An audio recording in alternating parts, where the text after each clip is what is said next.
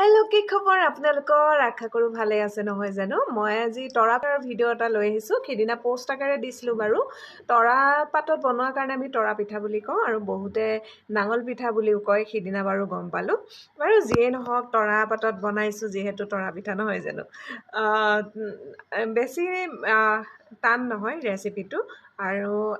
মোৰ মায়ে বনাইছিলে লাষ্ট মই তেতিয়াই খাইছিলোঁ মোৰ মা ভাল হৈ থাকোঁতে বনাইছিলে আৰু সেই সোৱাদটো বা গোন্ধটো মানে মোৰ নাকত এতিয়াও লাগি আছে জিভাত টেষ্ট লাগি আছে কিন্তু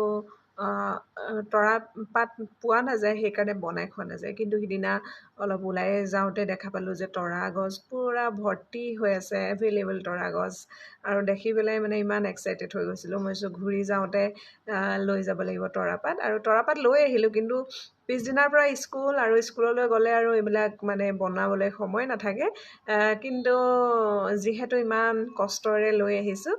শুকাই গ'লেও আকৌ বনালোঁ স্কুল বন্ধ পালোঁ মাজতে এদিন সেইকাৰণে বনাই ল'লোঁ কিন্তু পাতখিলা শুকাই গৈছিলে যিটো গোন্ধটো বৰ ধুনীয়া হৈ আছিলে আৰু পিছদিনা আচলতে পিঠাটো খাই বৰ ভাল লাগে পিছদিনাহে টেষ্টটো ভাল লাগে পিঠাটোৰ প্ৰথম দিনা মই ইমান ভাল নাপালোঁ মানে বৰা চাউলেই দি দিছিলোঁ যে গোটেইখিনি অকণমান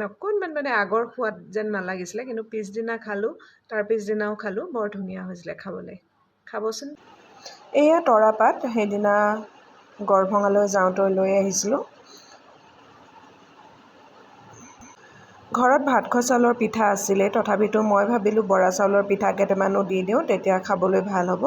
আৰু বৰা চাউলৰ পিঠাকেইটা মই চাউলকেইটা তিয়াই থৈছিলোঁ আৰু মিক্সিত খুন্দি ল'লোঁ আৰু মিক্সিত খুন্দাৰ কাৰণে অকণমান লদা হৈছিলে কিন্তু কথা নাই মই যিহেতু পানী দিহে বনাম আৰু অকণমান ঘিউ দিলোঁ আৰু চেনি দিলোঁ আমাৰ মাহঁতে বনাওঁতে ঘিউ ব্যৱহাৰ কৰা নাছিলে কিন্তু মই ঘিউৰ সোৱাদটো ভাল পাওঁ গোন্ধটো ভাল পাওঁ সেইকাৰণে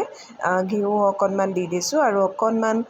পানী দি পেলাই আটাৰ দৰে মঠি ল'ম চাব যাতে পানীখিনি বেছি নহয় যদিও পানী বেছি হয় তেতিয়া অকণমান পিঠাগুড়ি মিলাই দিলে হৈ যাব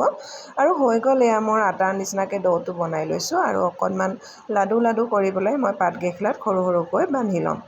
পাতকেইখিলা যদিও শুকাই গৈছিলে তথাপিতো বেয়া হোৱা নাছিল আৰু এনেকৈ ধুনীয়াকৈ এটাকৈ মই পেকেটকেইটা বান্ধি ল'ম আৰু পেকেটকেইটা বান্ধি হোৱালৈকে মই কেৰাহী এখনত পানী উতলিবলৈ দিছিলোঁ পানীখিনি উতলিলে এই পেকেটকেইটা দি দিবলৈ ভাল হ'ব আৰু সেয়ে মই পানীখিনি উতলালৈকে পেকেটকেইটা বান্ধি ল'লোঁ আৰু পেকেটকেইটা বান্ধিবলৈ মই শুকান কলৰ ঠাৰি ব্যৱহাৰ কৰিছোঁ আপোনালোকে তৰা গছৰ আঁহৰ পৰাও বান্ধিব পাৰে যিহেতু তৰা গছৰ পৰা আমাৰ গৰুৰ কাৰণে পঘা তৈয়াৰ কৰা হয় ইও এবিধ আঁহজাতীয় উদ্ভিদ গতিকে ইয়াৰ পৰাও মই কোনোবা দুই এটাত মই তৰা